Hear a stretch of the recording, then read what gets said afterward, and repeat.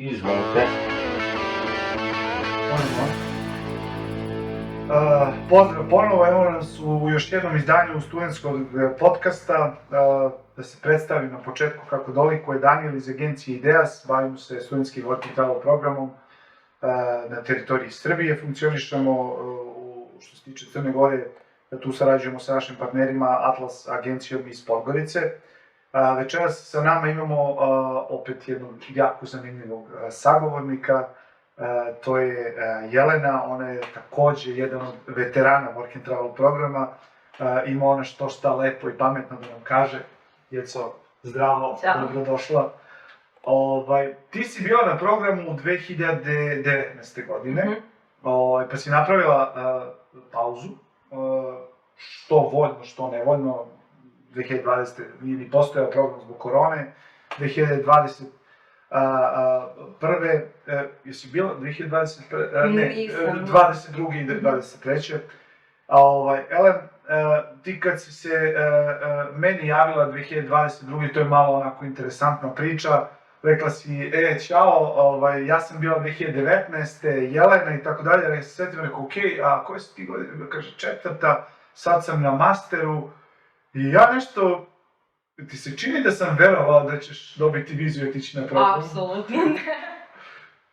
Tako je, to je prilično dobra konstatacija, ja rekao, dobro, ajde, kako se zove, verovatno, ako budem dovoljno antipatičan, će odustati, međutim, Jeca nije odustala, izvala si me par puta u jednom trenutku, čini mi se da si mi napisala, vidi, hoću da me šalješ na program ili da ja idem da tražim drugu agenciju, a tako je bilo nešto to kazano. I dobro, rekao, ajde da vidimo šta može da se uradi. Ispostavilo se da imaš, između ostalog, državljanstvo Bosne i onda smo te poslali na viziranje tamo. I sad, ono što je meni bitno je da nam ti kažeš koliko je, osim tih nekih objektivnih kriterijuma za odobravanje vize, koliko je bitna nečija volja i želja da ode, koliko je bitno da se neko snađe, da neko bude dobar na intervju. U tvom slučaju se ispostavilo kao ključno. Ne samo da si dobila te godine vizu, nego si dobila vizu i sledeće godine. Ajde malo nam daj neki uvid u taj proces. Voljni moment i samo snalaženje u toku intervjua. Verovatno se sećaš svake sekunde intervjua. Pa onako malo se sećam. Pa ne znam, ja i prve godine kad sam išla na to viziranje i prošle i ove, ja nikad nisam sad razmišljala da ja mogu da padnem viziranje, ili da će oni mene nešto pitati na što ja neću znati da dam odgovor, ili da ću se nešto zbuniti, nego sam uvek išla kako jedva čekam da dobijem tu vizu i samo mi je to bilo u glavi. Da sam ja bila u malo, da kažem, kritičnoj situaciji, ali ni u jednom trenutku nisam mislila i razmišljala da ja sad neću dobiti vizu iz nekog razloga. A kako je tekao intervju? Šta su te pitali? Je bilo napeto, posebno te godine posle pauze, 2022. Mislim, je li bio napet taj intervju? Jesi osetila u nekom trenutku da se lomi da li ćeš dobiti vizu ili ne? Pa ni u jednom trenutku nisam osetila da se ona sad nešto lomi, da li da mi daje ili ne. Jeste da me dugo ispitivala, mnogo duže nego, na primjer, 2019. Jedno 10 minuta je trajao taj intervju, baš me onako dosta me je pitala, ali na kraju sam dobila vizu. Dok je, na primjer, ove godine, mislim da ni 2 minuta, a bio je isti konsul u pitanju, ni 2 minuta nije trajao intervju, sam mi je dala vizu i eto, to je to. Da, znači nije, ali dobro, sama činjenica da ti ispitivala 10 minuta znači da, postojale su rezerve oko toga, verovatno, da li će ti biti odobrena viza i onda verovatno u to, mislim, moja pretpostavka, nikad mi ne znamo šta se dešava tamo iza kulisa, moja neka pretpostavka je da zato što si ti davala prave odgovore i zato što si imala dobar nivo engleskog jezika, da je to verovatno presudilo da ti nju ubediš da si ti dobar kandidat i kvalifikovan kandidat za dobijanje. Pa nisam ja sad nešto zamuckivala, baš sam, davala sam kratke i jasne odgovore. I kao što si rekao, dobro znam i engleski, tako da mislim da je to isto presudilo. Da je to jedan odlučujući. Mislim da nisam ni delovala zbunjeno, baš sam onako bila sam uverena ko idem po tu vizu i kao to je to. Nije se moglo vidjeti po mene da se ja tu sad nešto plašim, da sam se uplašila i tako nešto. Da, dobro. Znači, bitno je da čovjek bude samouveren, posebno prilikom viziranja. Ok, Jeco, ajde reci nam kako je bilo prve godine? Se sećaš kad stigneš tamo, šok je za ljude, ono prvih 15-20 dana, ono sve ti smeta, sve je nekako muka, mora i da se radi, nešto novo, ulaziš u neki smeštaj, upoznaješ poslodavce, nove ljude. Daj nam nekima, ako se sećaš toga, kako je bilo prve godine? Pa ja sam prve godine otišla sama na program, nisam znala da neko koga poznajem ide tamo, nego, eto, bacili su me u nepoznato i ona sama se snalazi. Otišla sam taj prvi dan kod poslodavca, se mi kao poznamo i tako to. Pitala sam ih za neke preporuke sad za drugi posao. S tim je bilo da sam ja radila u tom mjestu gdje sam ja živjela, ali desio se peh da smo svi mi koji smo tamo radili kao studenti, kao na J1 vizi, da smo podobijali otkaze pa smo u sred sezone morali da tražimo drugi posao. Tako da to je bilo onako malo Stresno. čupavo, da. Ali opet sam se nekako snašla. Mislim, ja sam te prve godine promijenila 3-4 posla. Nisam ni znala ni gde da gledam, samo sam išla, tražila, pa ko mi prvi kaže da, ko me prvi primi, kao super, tu krećem da radim. Nisam pitala sada kakvi su uslovi, nisam pitala tamo radnike kako ime, nego samo da nešto radim i eto, to je to. Daj nam malo, koji su to bili poslovi? Daj nam malo opise. Ja, pa To meni je ljude uvek prvi- interesuje, ono kao šta ste radili ljudi, šta se od vas zahtevalo, šta se očekivalo.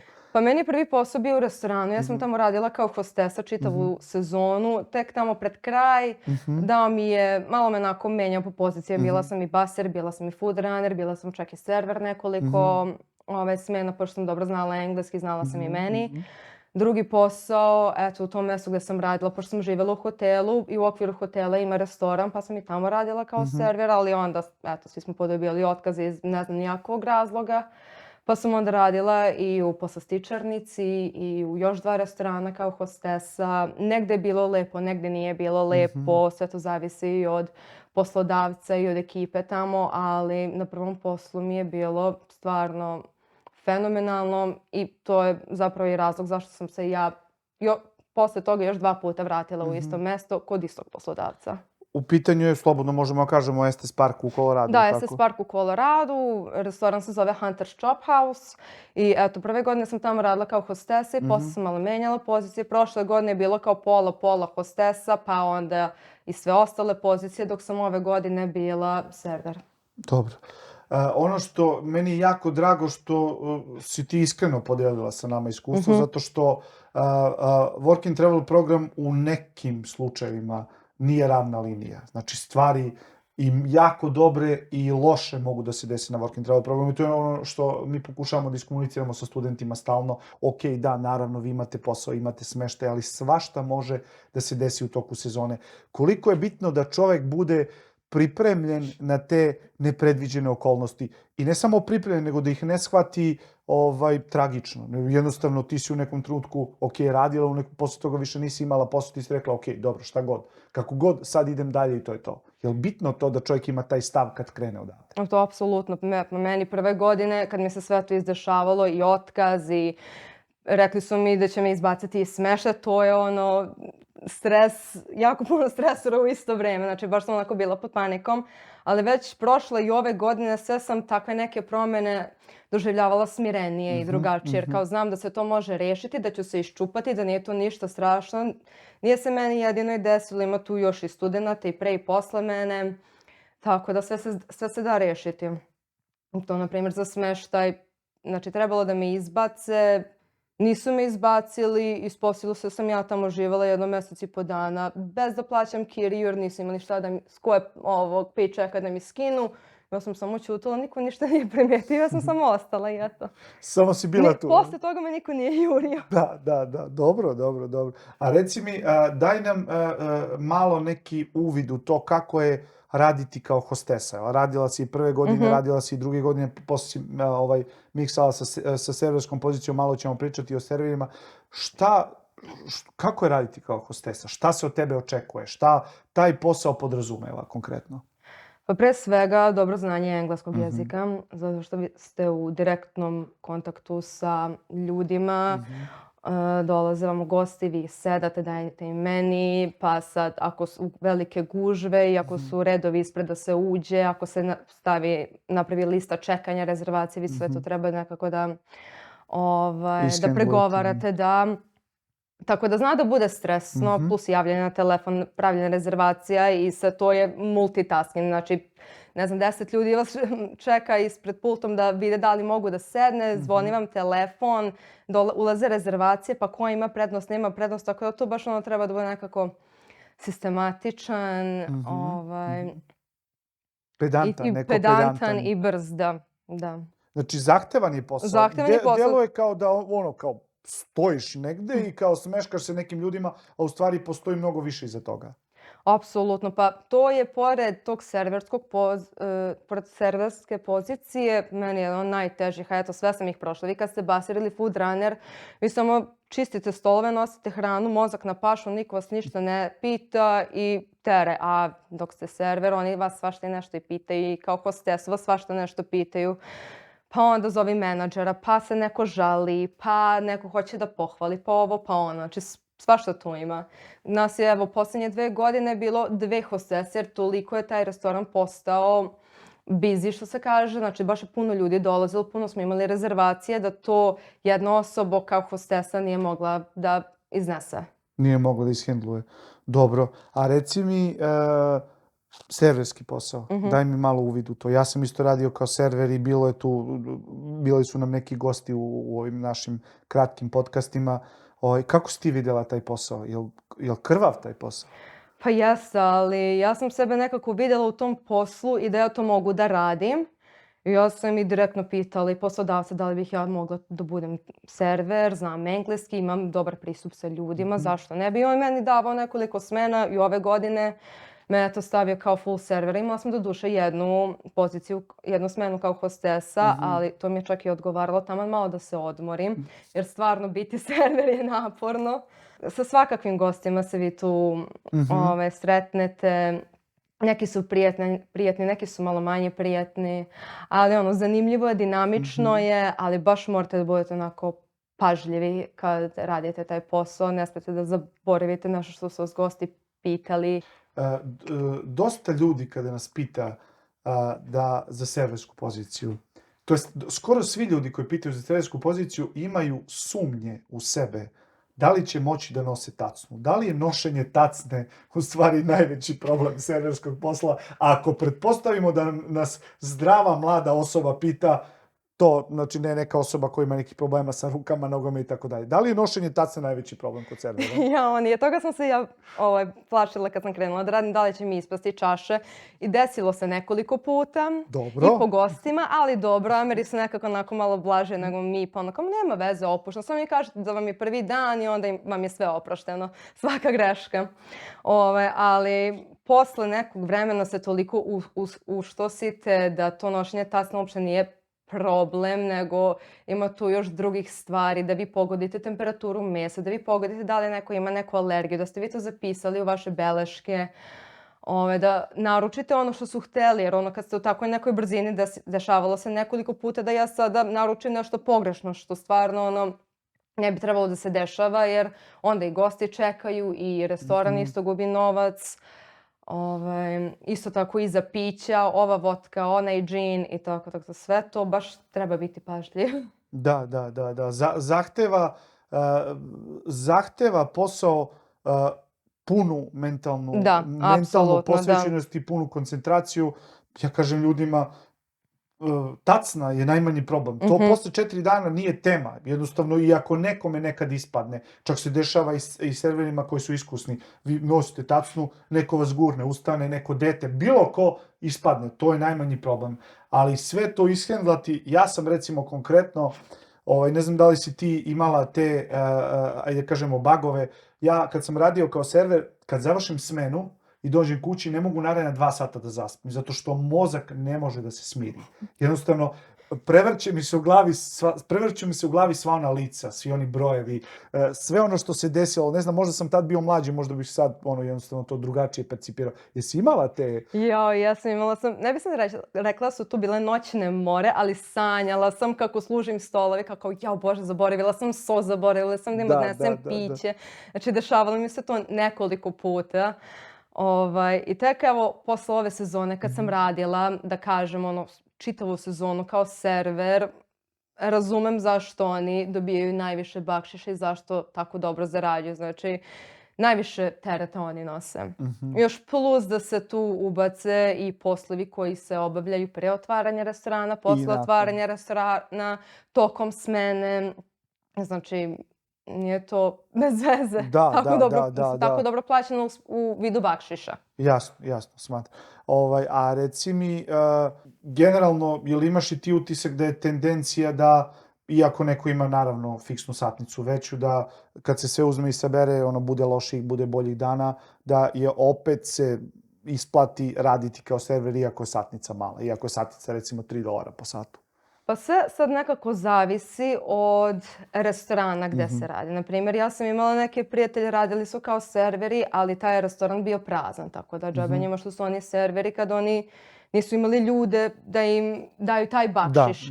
Dok, na primjer, u ovom restoranu gde sam ja radila, stvarno je i vrhunska hrana i bilo je i puno ljudi, ali dešavalo se i meni da mi neko ostavi manji bakšiš, da mi neko uopšte ne ostavi bakšiš, tako da se i u dobrim restoranima to dešava, to što neko radi kao server ili generalno u restoranu, pošto većina pozicija u restoranima imaju neki bakšiš, ne mora da znači da će tu bude dobra zarada.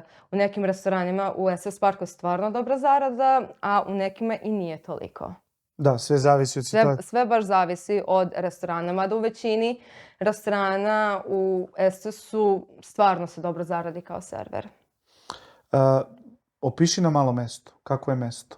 Pa to je jedno mesto u Koloradu, na jednom sat i po vremena od Denvera. Nalazi se na planini na ulazu u Rocky Mountain nacionalni park i tu mislim samo Ameri nego i turisti iz cijelog sveta dolaze, najviše zbog tog kao planinarenja, pošto oni to jako vole. To je ogroman park, bukvalno 5 dana istraživanja vam nije dovoljno koliko je to veliko i stvarno ima tamo šta da se radi i hiking i ne znam kampovanje. Samo mesto je malo, baš je onako orijentisano ka turistima, preko godine ne živi nešto previše, možda 5.000 stanovnika da ima to mesto i preko leta baš živne.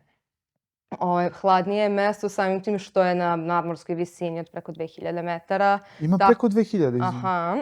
Tako da za ove koji vole malo toplije vreme, to baš i nije. Ja sam više taj kao planinski tip, zato samim tim sam i birala to mesto. Kažem, sigurno je mesto jedina možda ne kao pretnja, ali jedino što može da bude opasno su jeleni i medvedi koji tako malo zalutaju. Da. Tako da samo njih sam se plašila, ovo ostalo ništa. Ljudi ostavljaju vrata otključena tokom noći, niko se tu ne boji da će nekom što da ukrade, nema kriminala. Što se tiče to kao nekog provoda, noćnog života, toga baš i nema. Imamo 2-3 bara koja su otvorena tamo do tako 2 ujutro, tako nešto i tamo se sve dešava. Imaju karaoke, nekad imaju i internacionalne žurke, latino žurke i tako. Mada što se tiče te kao zabave i društvenog života, meni sad neki klub nije ni nedostaje. Jer mi smo, radiš ceo dan između 12 i 15 sati, kad se vratiš sa posla nije ti ni do čega, samo da spavaš. A pritom svi smo mi živjeli u takvim smeštajima gde nas je bilo 10 ili više, pa onda i tu malo sa nekim proćaskaš i popiješ pivo i tako. Odete u bar pa se tamo zagine, ako se sljedeći dan ne radi. Tako. A je teško naći drugi posao? Dodatni posao, to sam htjela reći. Pa na prve godine nije bilo toliko teško, čak iako sam ja u sred sezone tražila drugi posao, a na primjer prošle i ove godine kao da sve ima više studenata, pa je onako malo i teže, a i pritom poslodavci nekako traže ljude koji će im ostaviti tu preko čitave godine, zato što je SS postao sad i popularni preko zime, iako je pretežno letnje mesto. Tako da ja, na primjer, nisam imala problema ni prošle ni ove godine da pronađem drugi posao, s tim da sam ja i nekako i filtrirala mesta na kojima ću da tražim drugi posao. Prve godine nisam imala pojma ništa, gde je dobro, šta je dobro, a sad sam znala koja mesta su dobra, gde bih mogla dobro da zaradim, koji su dobri poslodavci, pa sam tamo išla. I onda ako tamo ne uspem, idem negde drugde. Tako da sam prošle godine, drugi posao mi je bio isto u jednom restoranu, radila sam tamo doručak i ručak. Kao server, je li tako? Prvo sam bila baster, pa onda sam postala server.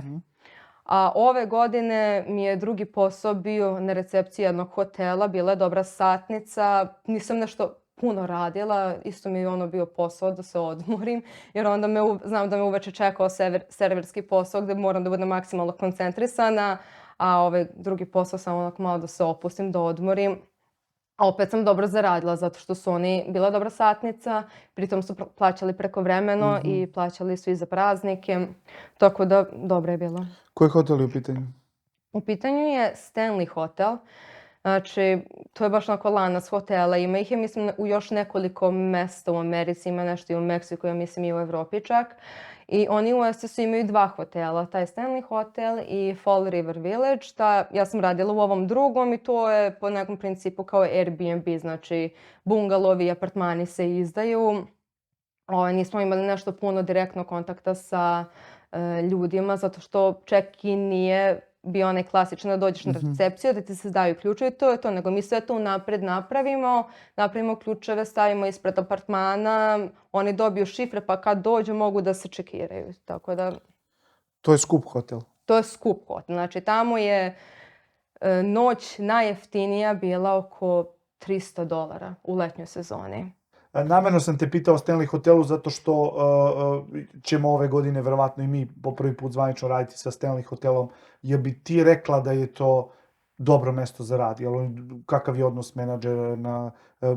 Jel su satnice dobre? Generalno, jel bi to bio poslodavac koga bi ti pretpostavljam da bi čim si tražila da radiš kod tog poslodavca? Pa ja sam iskreno zadovoljna sa tim poslodavcem i mnogo studenta i ove prošle godine je radilo za njih i svi su zadovoljni jer satnice su super, pritom oni pri hotelu imaju i restoran koji je fine dining, baš je ozbiljan. I tamo se stvarno jako lep novac može zaraditi, mada oni ne daju serverske pozicije J1 studentima, barem do sada nisu davali. Jedino ako se neko vrati drugu, treću godinu, pa onda daju ako ih ovi iz HR-a prepoznaju, pa im onda daju. Ali je stvarno dobro mesto za zaradu i ja sam, na primjer, prve godine i tamo sam radila, ali nešto kratko, ali baš sam čula da se tamo, pošto je to veliki hotel, to je jako veliki kompleks i tamo se menadžeri menjaju svako malo. Tako da to onako može da bude malo nestabilno, ali ja iskreno mislim da neko ko dođe tamo da radi kao student 3-4 meseca, da ga neće dirati, jer znaju da će onda ode za koji mesec i to je to, ne moraju nešto sad previše da se brinu oko toga. Nema spektakularno velikih zahteva od te osobe. Čini mi se da sam letos uhvatio neku prepisku tvoju sa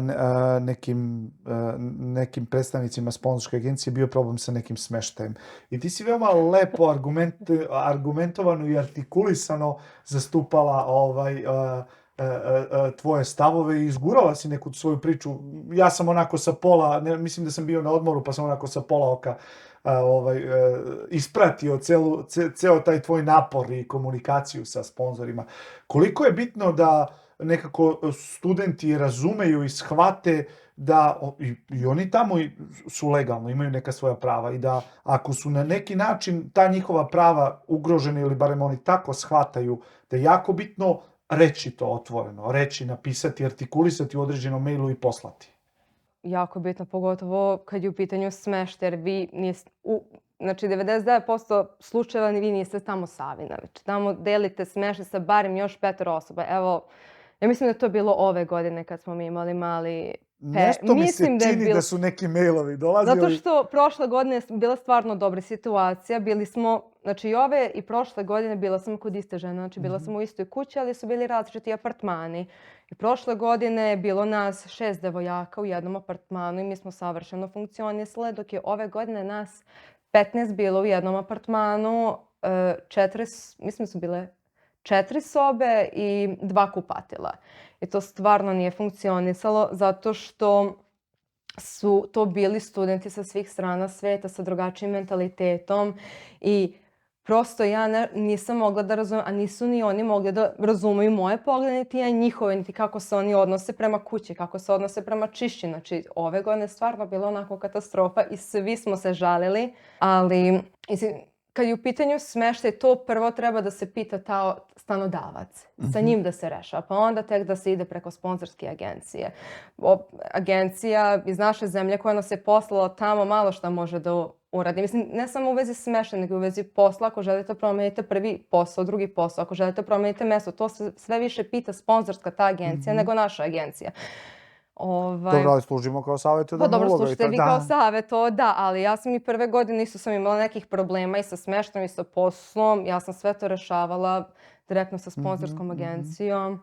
Isto tako i ove godine to po pitanju smeštaja sam rešavala sa stanodavcem. Si rešila na kraju? Nisam upratio do kraja, moram da budem iskren. A mislim, sad se više ni ne sećam šta je bilo, svašta je tu bilo. Mislim da je bilo oko nekog čišćenja, da je neko ostavljao neke stvari, pa si ti zahtevala da se uvede neki red i poredak, da se zna ko šta radi i tako dalje. Svašta je tu bilo. Mi smo pokušavali kao nešto, napravimo neki raspored, ali to stvarno nije pilo vodu, zato što niko nije hteo da se drži toga. Kažemo, hoćemo, držat ćemo se, sve će biti super, ali ništa toga ne bude.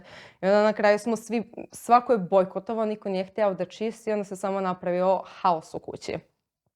I eto, mislim, stvarno, svakakvi su smeštaji. Znači, to samo služi da se prespava i to je to. Vi ceo dan provedete na poslu, tako da samo je bitno da imate krevet i kupatilo i to je to. Po mom nekom mišljenju. I relativno manji red ispred kupatila isto nije loše. A pa to da. Ali nekad ga i bude, zavisno. Da, ja kad sam nekad išao na program, svašta sam ja proživljavao u vezi smeštaja, ali dobro, to je prilike dobra konstatacija, ne treba imati nikakve očekivanja od smeštaja, dok god imate krevet i jastuk, to je sasvim u redu.